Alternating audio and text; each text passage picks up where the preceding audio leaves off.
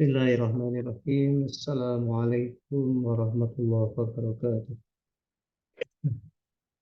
Selamat pagi rekan-rekan mahasiswa KPI 5 ya. KPI 5. Hari ini kita akan kembali melaksanakan perkuliahan walaupun kita laksanakan secara online. Mudah-mudahan tetap semangat ya di hari Ramadan ini, di bulan Ramadan ini. Oke, sebelumnya kita berdoa cari keberkahan, mudah-mudahan kita diberi keberkahan ke Allah Subhanahu wa taala, ya, berkah ilmu kita, manfaat di dunia dan di akhirat.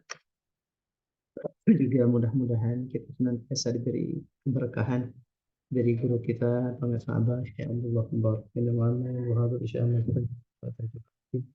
Al-Fatihah. Bismillahirrahmanirrahim. Alhamdulillah.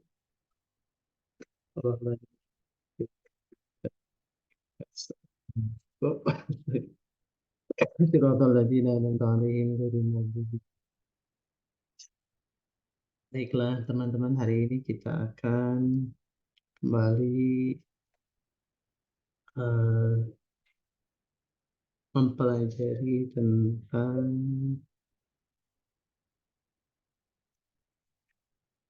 foto jurnalistik ya.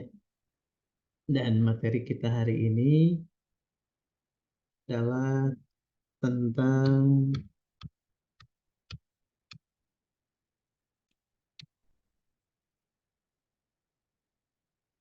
jenis-jenis foto jurnalistik ya. Eh, Pada pertemuan hari ini kita akan membahas tentang foto-foto jurnalistik. Setelah kita eh, mampu membedakan mana itu foto biasa dan foto jurnalistik pada pertemuan sebelumnya ya. Dibaca dong gitu ya, slide-nya yang kemarin. Nah, apa saja hari ini yang kita bahas tentang foto jurnalistik? Eh, Dalam foto jurnalistik itu kita apa, eh, ada beberapa macam gitu ya. Nah, di antaranya foto jurnalistik itu adalah foto yang dibuat dari peristiwa yang tidak terjadwal, gitu ya.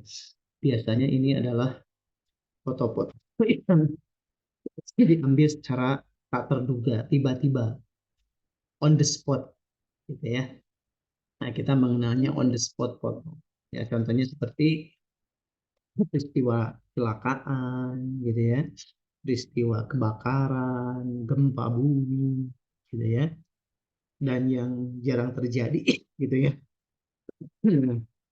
Maka biasanya foto-foto ini, gitu ya, berisi tentang konflik, ketegangan, gitu ya.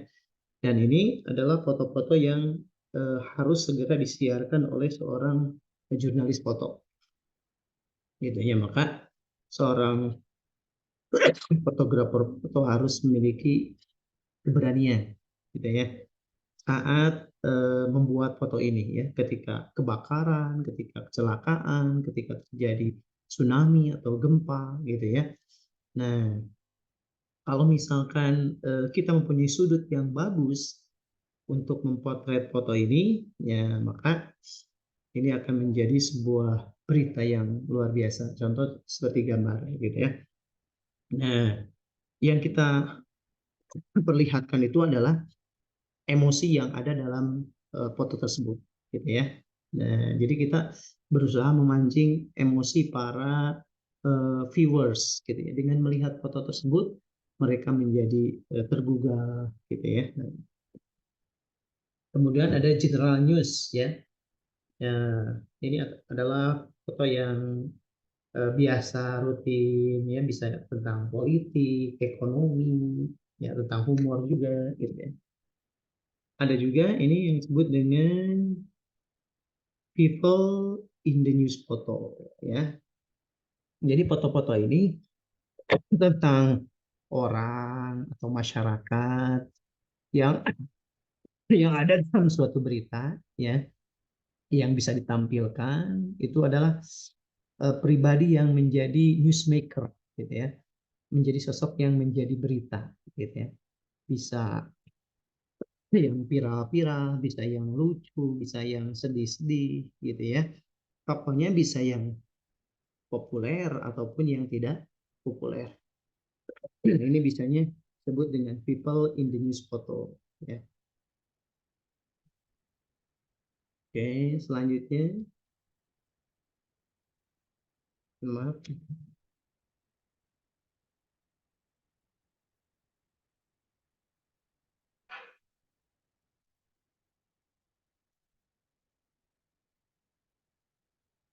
Nah,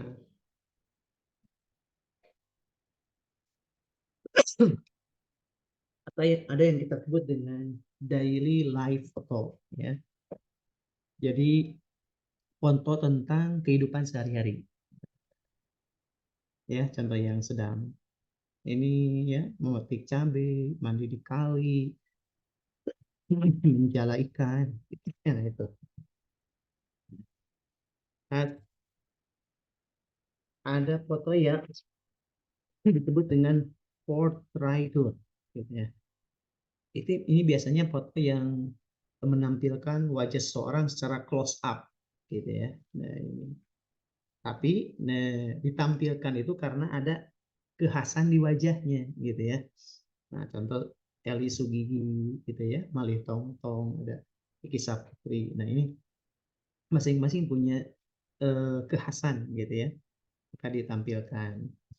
Nah, selanjutnya ada yang namanya sport foto gitu ya. Sport foto ini foto yang dibuat saat peristiwa olahraga terjadi. Ya, ini ya. Ronaldo dengan selebrasinya ya. Oke.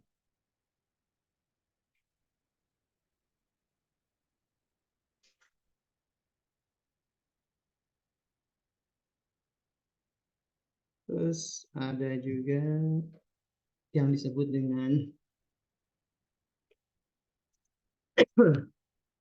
art and culture photo. Nah, ini biasanya foto yang dibuat dari peristiwa seni, misalkan ada pameran, ada pementasan, gitu ya.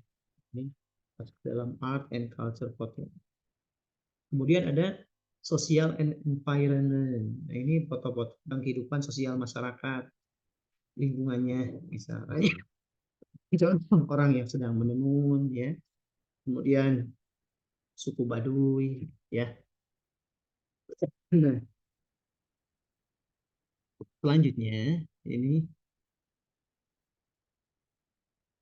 ada yang disebut dengan alur kerja fotojurnalistik, ya. Nah, ini seorang fotojurnalistik, gitu ya, seorang jurnalis foto itu ketika mendapatkan foto, dia capture sebuah gambar, kemudian dia menyampaikannya ke redaktur foto. Nah, setelah mendapat ACC dari redaktur foto, kemudian foto itu di layout oleh seorang penatap letak, gitu ya, layouter. Kemudian baru di print, diterbitkan, gitu.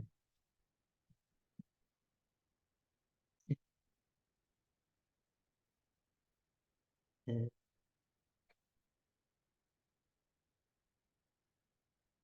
selanjutnya, nah,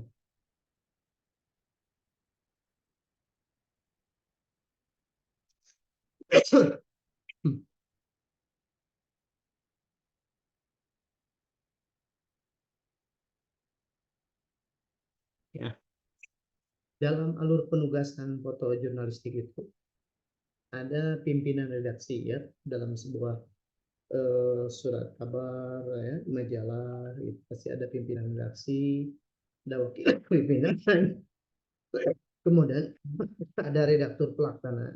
Nah, di bawah redaktur pelaksana itu kita ada redaktur foto, redaktur berita ya. Nah, di bawah redaktur itu ada jurnalis tulis dan jurnalis foto itu ada di bawah. seorang redaktur foto. Jadi Anda itu akan bertanggung jawab kepada seorang redaktur foto. Apa syarat sebuah foto menjadi foto jurnalistik? Pertama harus mengandung berita, ya, bukan hanya sekedar foto, tapi harus mengandung berita. Ada unsur di dalamnya yang diceritakan. Kemudian secara fotografi bagus gitu ya. Ada unsur-unsur fotografisnya lah gitu. Kemudian, nah yang tak kalah penting ya dalam foto jurnalistik itu harus mencerminkan etika atau norma hukum, baik itu dalam pembuatannya atau penyiarannya. Ya, ini harus menjadi istilahnya itu dasar dari seorang jurnalis foto ya. Ada etika atau norma hukum jika kita mengambil sebuah foto dan menyiarkannya. Apa saja norma hukumnya? Ini tercantum dalam kode etik. Ada kode etik jurnalistik. Ya, apa saja? Pertama dalam pasal 2 ya, ini ada berisi pertanggungjawaban wartawan gitu ya. Bahwa wartawan tidak boleh menyiarkan hal-hal yang bersifat destruktif ya, yang merugikan bangsa dan negara gitu. Atau foto yang bisa menimbulkan kekacauan, bisa menyinggung perasaan, menyinggung agama, kepercayaan atau keyakinan yang dilindungi oleh undang-undang gitu ya. Kemudian dalam pemberitaan menyatakan pendapat harus menempuh jalan yang jujur gitu ya. Dalam memberitakannya harus dengan media yang benar-benar valid gitu ya, harus dapat dipertanggungjawabkan. Maka dari pasal tersebut berita itu harus sesuai kenyataan bukan opini gitu ya.